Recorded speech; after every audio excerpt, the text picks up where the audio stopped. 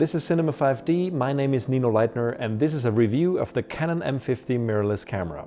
It's the first Canon mirrorless that shoots 4K video. Is it any good for vlogging? I took a look in this hands-on review.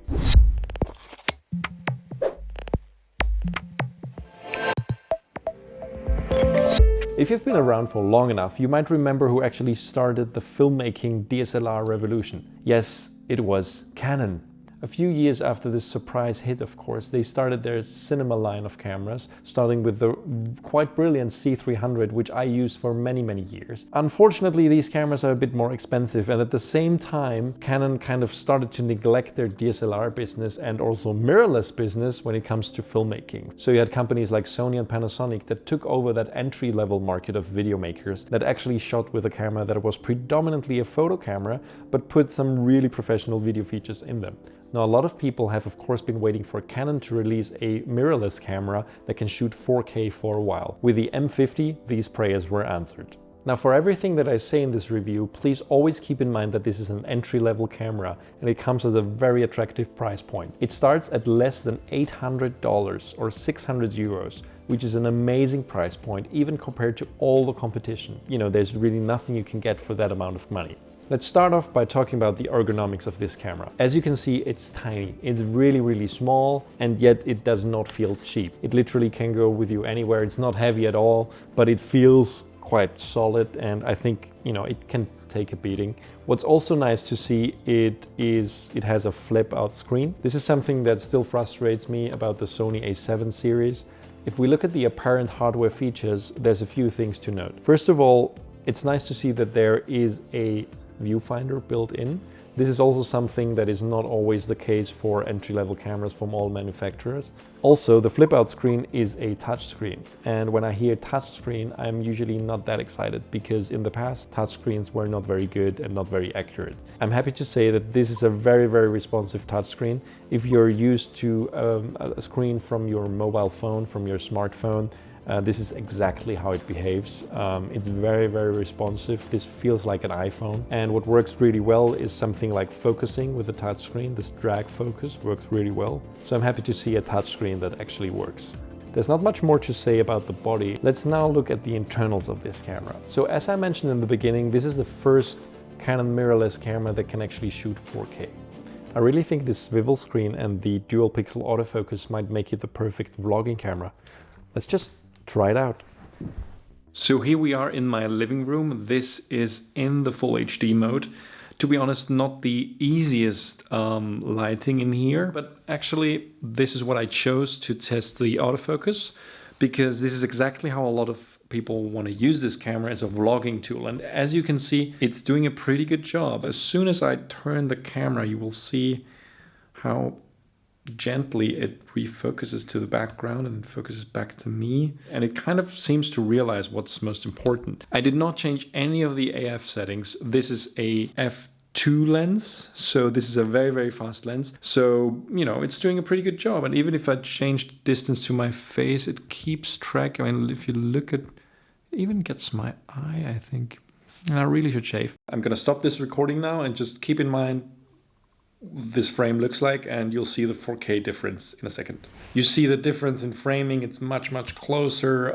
You know, we saw this rhino head and we saw more of the surrounding. We don't see that anymore. It seems to be quite significantly more cropped. It's crazy. I mean, this is a 22mm lens and it looks more like 50 or 60. To be honest, I did try this before with other lenses. It all looked the same. So you see that it's constantly hunting. I mean, it gets me in focus, but then it loses me completely, like right now. And then I'm back, and I don't understand why.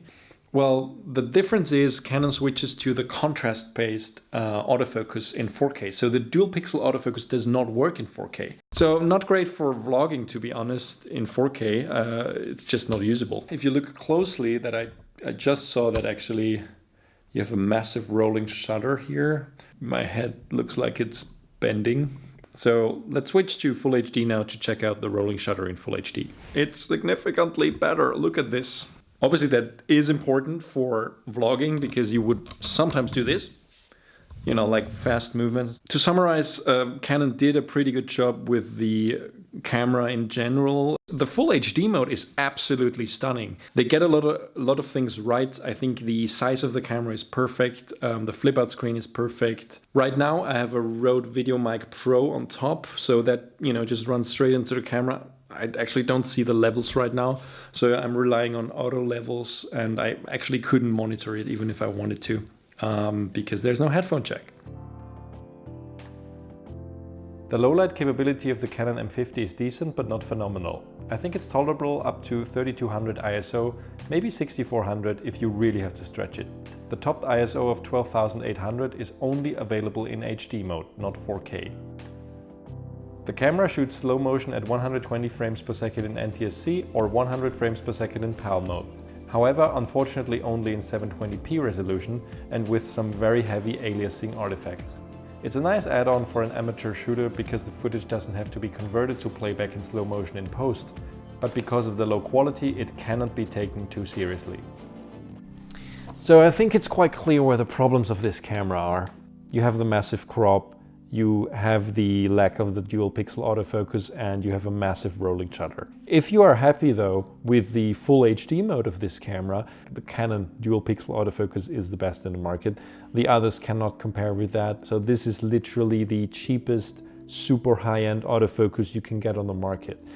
And on top of that, you have some other features that I haven't even mentioned. There is a quite nice time-lapse feature built into the camera. You can get 4K frame grabs from your video, and there's also a new RAW format inside that camera. So if you're interested in also taking photos with these, obviously this is not the main focus of Cinema 5D. We always look at the filmmaking options, but it has to be mentioned that this is also a really good photo camera. You can shoot 24 megapixel stills with this in the new CR3 RAW format by Canon.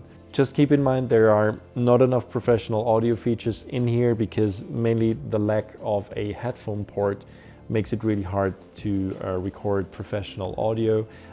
For vlogging, something like this, a VideoMic Pro by Rode is fine. You can use auto levels for that. And at the same time, you also do not have any log profiles in there. However, you know, this is something we didn't used to have on the old DSLRs as well. And I'm sure with the next generation, Canon will also finally nail that 4K. So as you can see, this is a bit of a mixed conclusion. As a professional filmmaker, this might not be the camera for me. On the other hand, I think it's one of the best vlogging cameras out there if you can live with the HD. Do consider the Canon M50 for that purpose. This is Cinema 5D. I am and always have been Nino Leitner. Please give this video a like and subscribe to our channel. Thanks for watching.